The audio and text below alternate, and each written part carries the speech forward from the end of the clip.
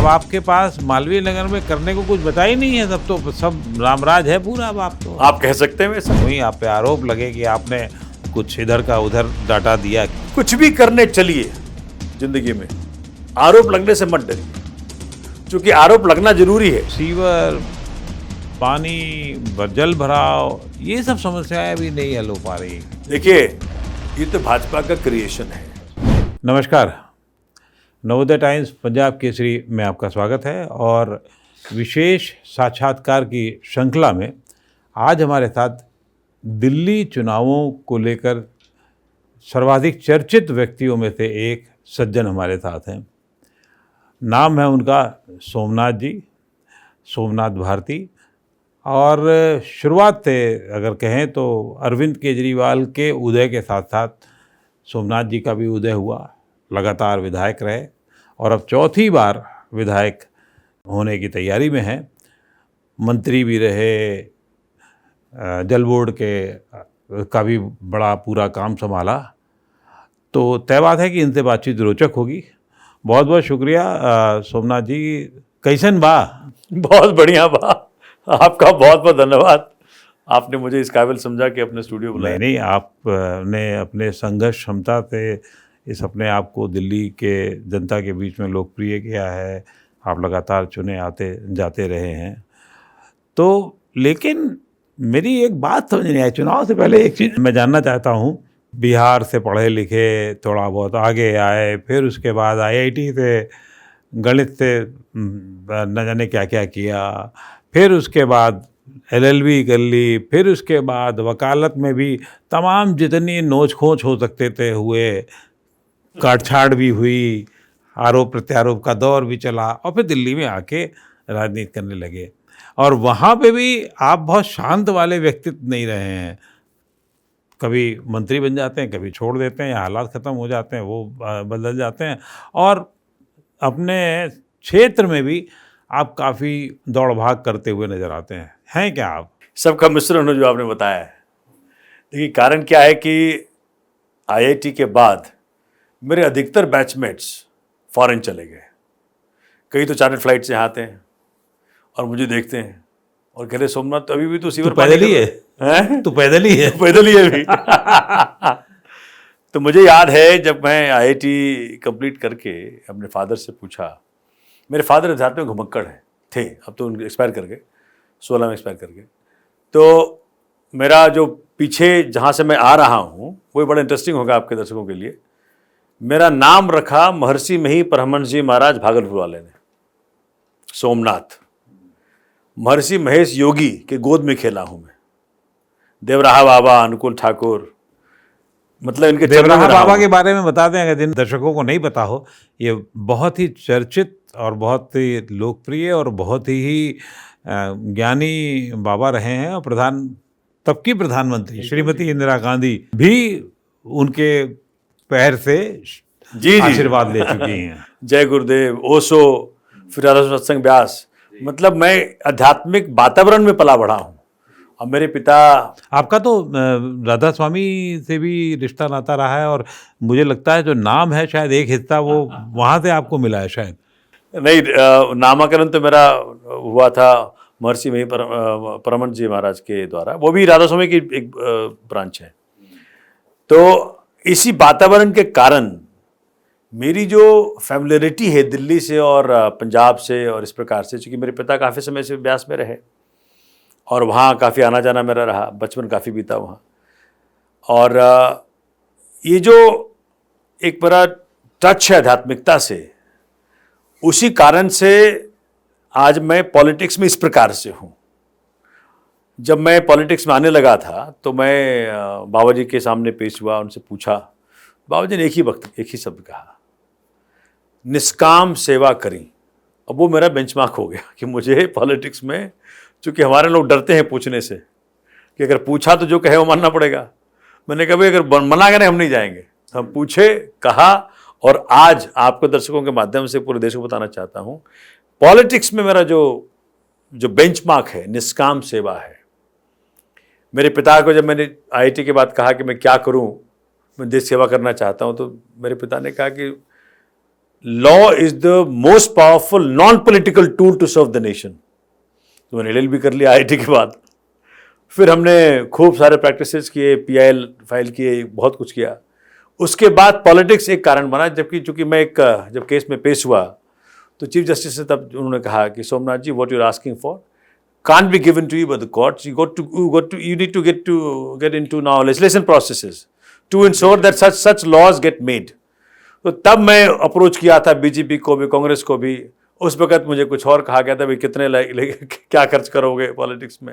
मैंने कहा भैया हम तो अपने आप को समर्पित करने आए हैं, मुझे ये बताओ कि हमें लड़ाओगे नहीं लड़ाओगे। तो उन्होंने मना कर दिया। कब की बात है ये बात है 2009 की। 9 की, मतलब जब आप चुने गए थे उसके पहले 2-3 साल हाँ। तो उसके बाद उसी वक्त मैं US में एक बहुत बड़ा स्ट्रगल करके आया था। विक्रम बुद्धि एक अपने देश का नागरिक था जिसको US सरकार ने अरेस्ट कर लिया था, अगर आपको याद होगा। आपने उसमें लड़ाई लड़ी थी, फिर उसके ऊपर बाद में आपके खिलाफ भी बहुत सारी चीज़ें हुई, आप पे आरोप लगे कि आपने कुछ इधर का उधर डाटा दिया किया, जो भी एक आरोप लगे वो भी हुए थे। क्या है कि देखिए, कुछ भी करने चलिए जिंदगी में, आरोप लगने से मत डरिए, क्योंकि आरोप लगना जरूरी है और प्रोसेसेस में डलेंगे आप।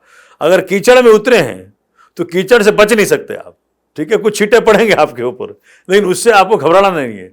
ये मैंने तब से लेकर आप, चूंकि आप तो सब कुछ जानते हैं, आपने सबको चढ़ते देखा उतरते देखा, तब से लेकर आज तक मेरे चेहरे की मुस्कान कोई न छीन सका।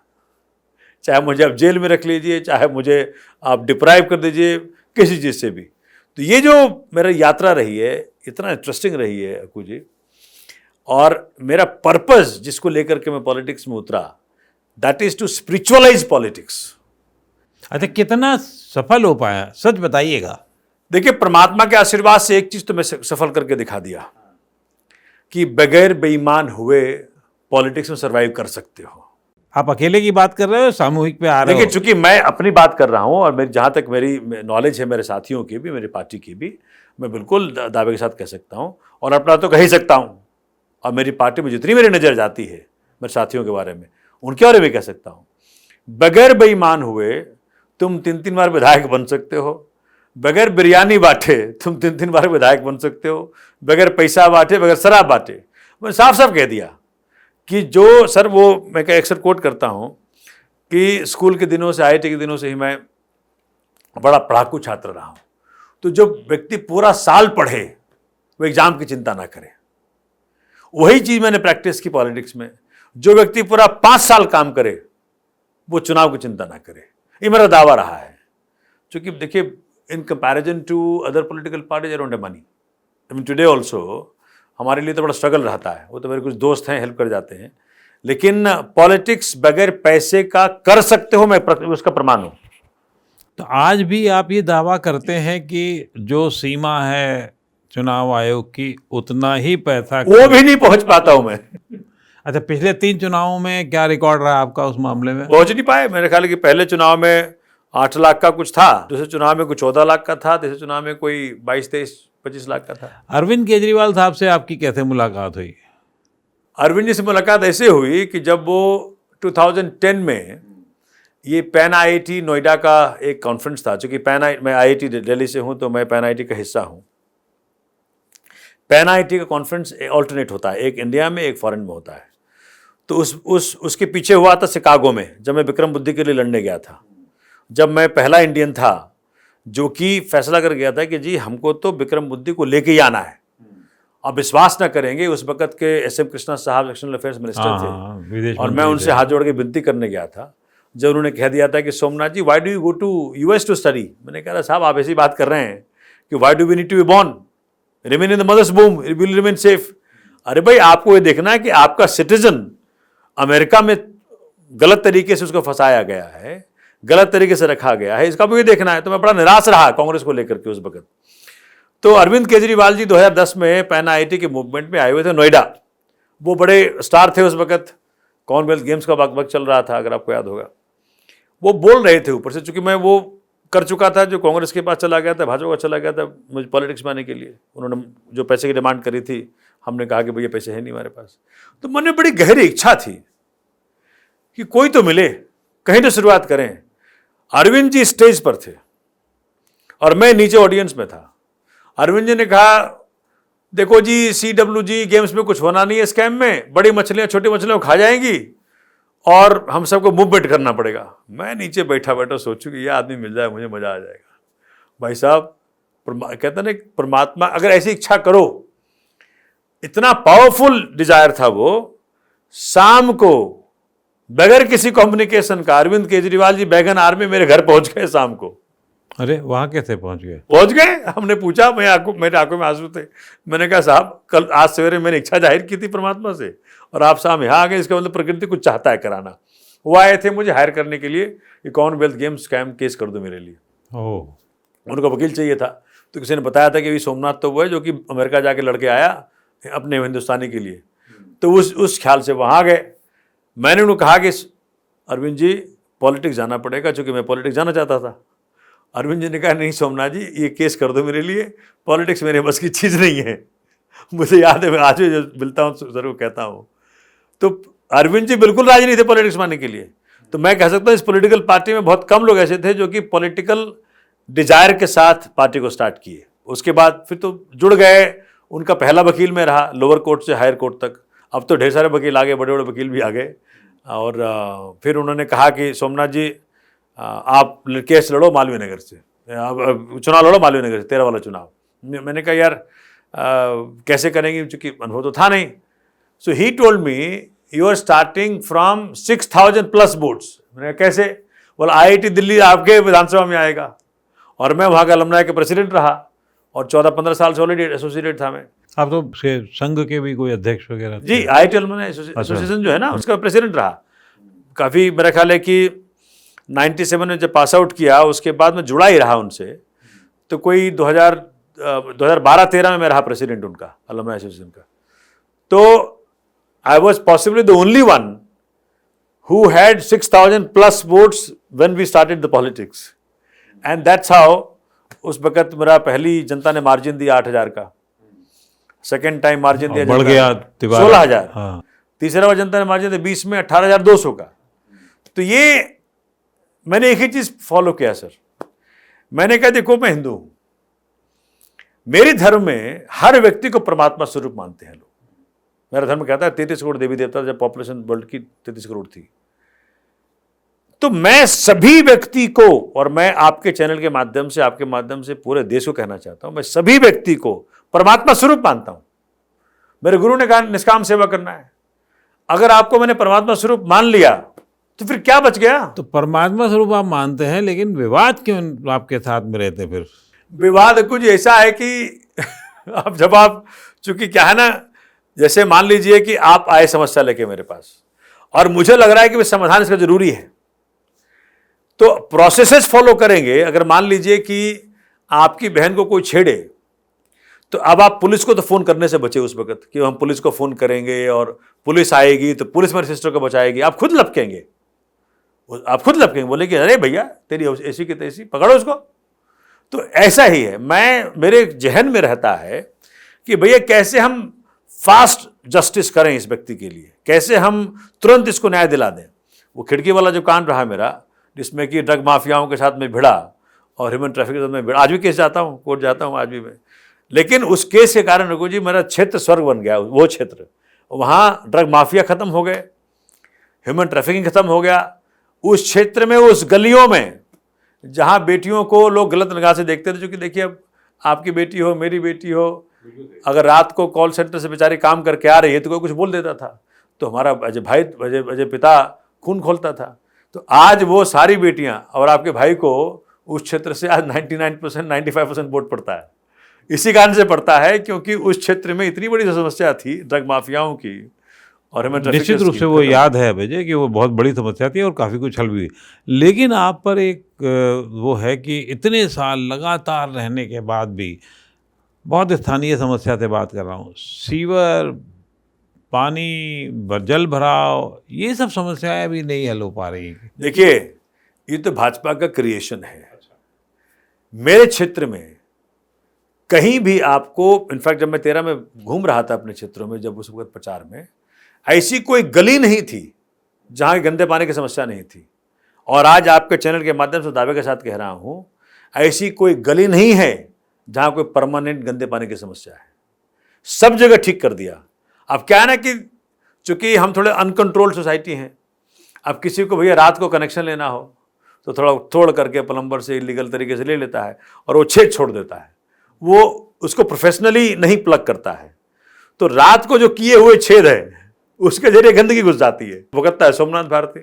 तो और रात को कोई कंट्रोल कर नहीं पाता, कोई है ही नहीं।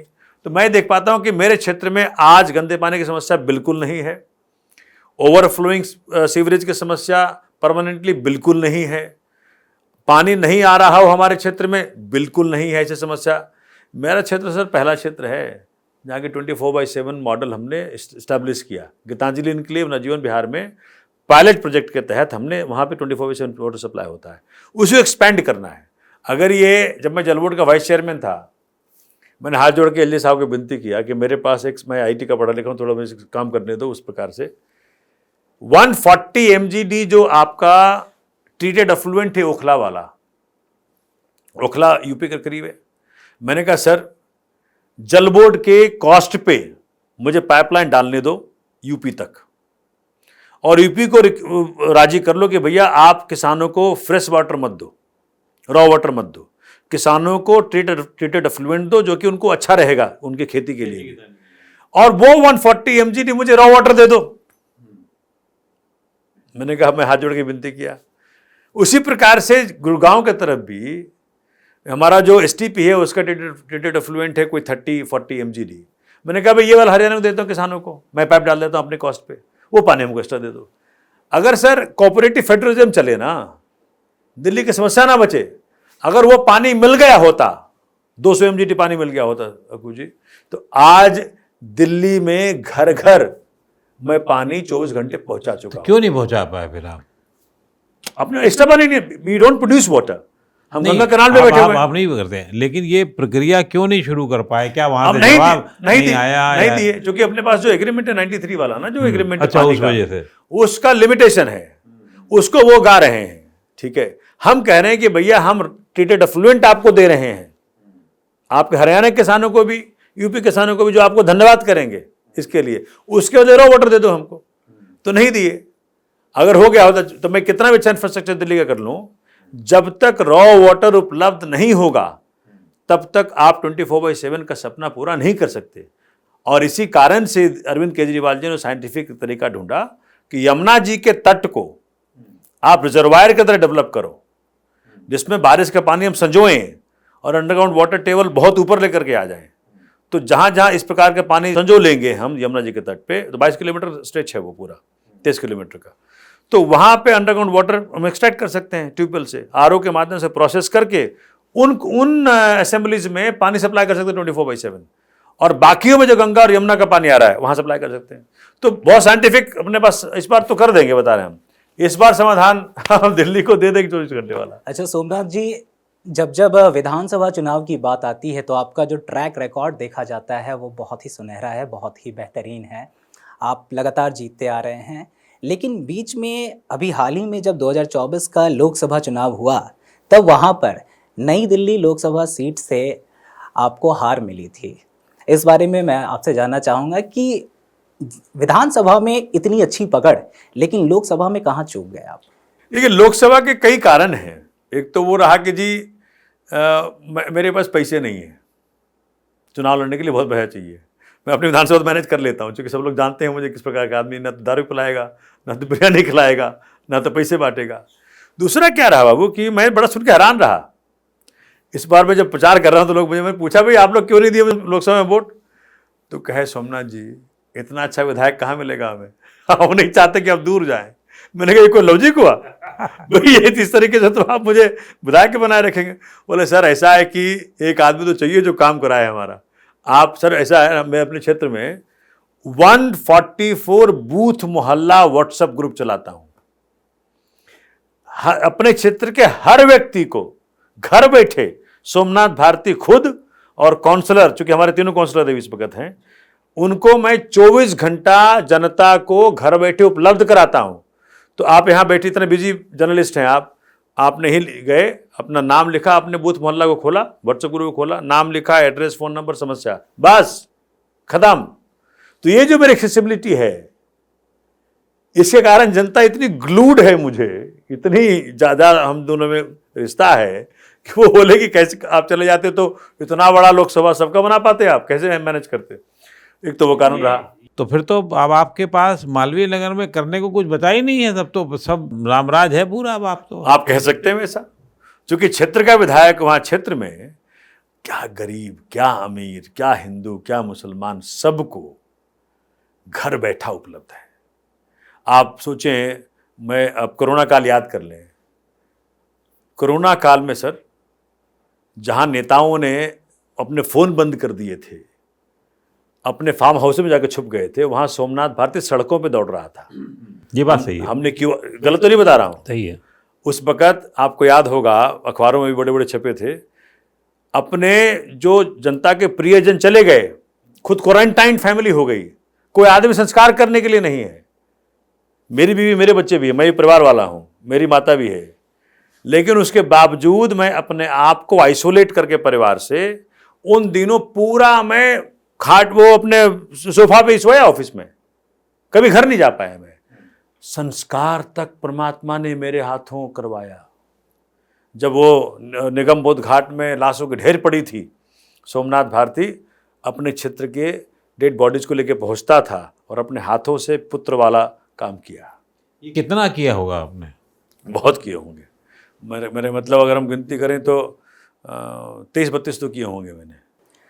अच्छा, आपने बताया कि लगभग कोई भी समस्या, इतनी कोई बड़ी समस्या नहीं है आपके विधानसभा में, तो क्या दिल्ली के अंदर 70 विधानसभा में से मालवीय नगर विधानसभा को आदर्श विधानसभा कहा जा सकता है? आदर्श बनाने का प्रयत्न कर रहा हूँ मैं, उसी दिशा में काम कर रहा हूँ, क्योंकि मेरा IIT का जो नॉलेज है, जो मेरा लॉ का जो नॉलेज है, और जो मेरा आध्यात्मिकता का मिश्रण है, इसको सबको मिक्स करके मैं प्रयत्न कर रहा हूँ कि हर लिहाज से, क्योंकि मेरा मॉडल तैयार है, ब्लूप्रिंट तैयार है, उस दिशा में दो साल पहले MCD अपने पास आया है। उसके पहले MCD काम करने में बहुत तकलीफ होती थी।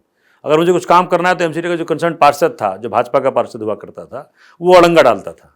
लेकिन 2 साल पहले मुझे छूट मिली, जब क्षेत्र के लोगों ने, इसी धारा में मुझे पार्षद दिया, जब क्षेत्र के लोगों ने मुझे पार्षद दिया तो मुझे छूट मिली कि मैं अब MCD वाले कामों में विधायक निधि फंड लगा करके मॉडल कंस्टिट्यूंसी की तरफ मैं बढ़ सकता हूँ।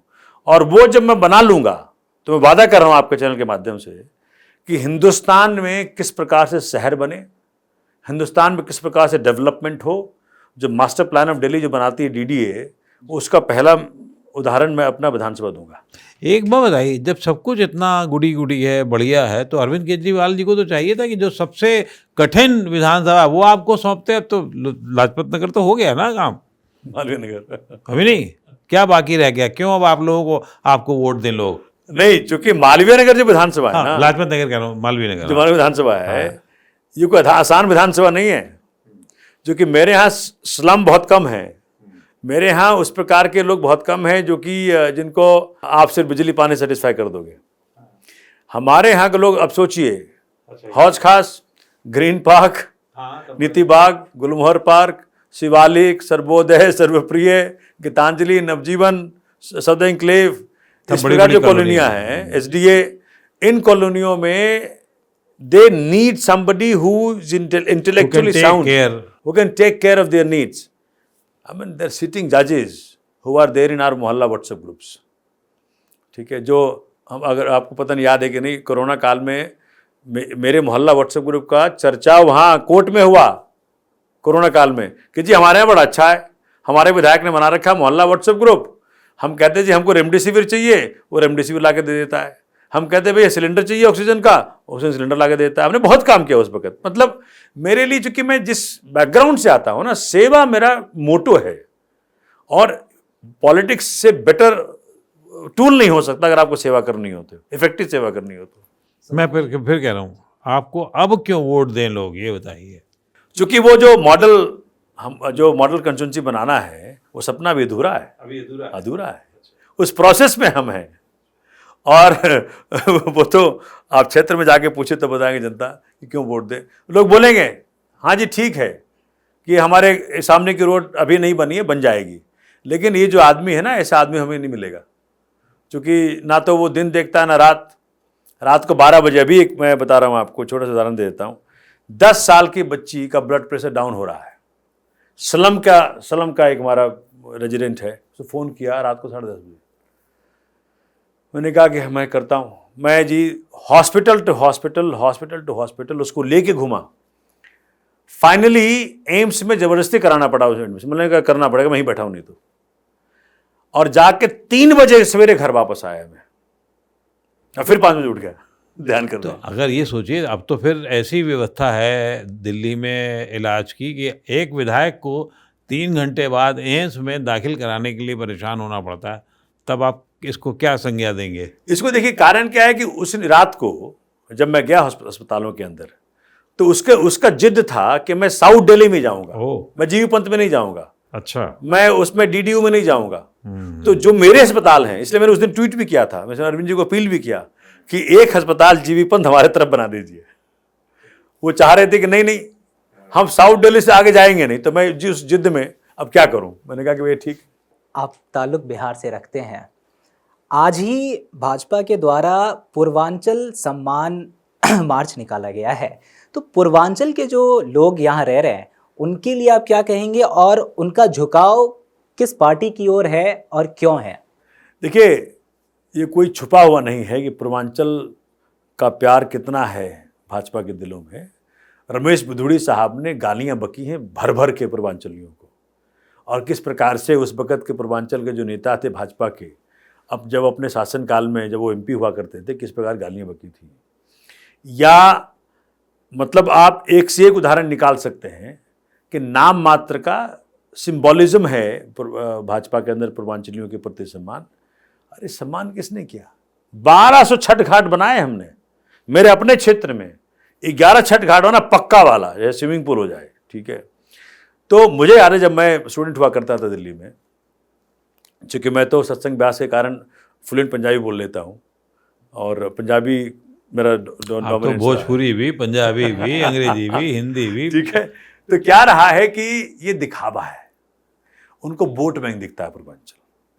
यही तो रोहिंग्या कहे नड्डा साहब, क्या पूर्वांचल रोहिंग्या है?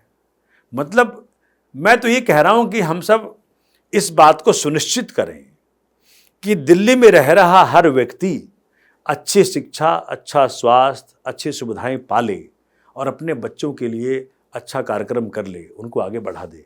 इससे बड़ी बात क्या हो सकती है भाई? हो सकता है कि हमें कुछ कमियां हो, आप में कुछ कमियां हो। अटल जी को याद करिए ना, मैं तो अटल जी को हमेशा याद करता हूं कि अटल जब भाजपा के बड़े नेता हुआ करते थे, हम सब सुन सुन के उनको बड़े हुए हैं। भाई ऐसा व्यक्तित्व बनो ना कि अपोजिशन वाला भी आपको पसंद करे। अब वो कल्चर ही खत्म हो गया। सुषमा जी इस प्रकार से बोलती थी, मतलब ऐसा व्यक्तित्व बनो कि भैया अपोजिशन वाला, देखो पॉलिटिक्स अपनी जगह रहेगी, लेकिन शब्दों की गरिमा में अगर आप बात करेंगे तो जाकर के कटुता नहीं बढ़ेगी। आज कटुता हो गई नेताओं में। इस प्रकार की बातें, इस प्रकार की घटियापन, आप सोच सकते हैं बुजुर्ग साहब ने क्या कह दिया, मतलब आप उनकी पिता को माँ को गाली दे दी है। अतिशी जी को कहा कि भाई मार्लिना है कि सिंह है कि पता नहीं क्या है। मुझे ये लगता है कि हम सब, आप चूंकि सीनियर जर्नलिस्ट हैं हिंदुस्तान के, आप लोगों को भी कुछ करना पड़ेगा कि भाई इस प्रकार के कल्चर ना पनपे दिल्ली एक अच्छी दिल्ली बन सके, जैसा कि आपने कहा, बिल्कुल सब मेलजोल वाली दिल्ली बन सके, ये हम कामना कर सकते हैं और ये चाहते हैं कि आप उसमें बड़ा योगदान देते रहें। बहुत बहुत शुभकामनाएं आपको नवोदय टाइम्स पंजाब केसरी की तरफ से। आपका बहुत बहुत शुक्रिया कि आपने मुझ जैसे आम आदमी को अपने यहाँ बुलाया। शुक्रिया आपका। शुक्रिया।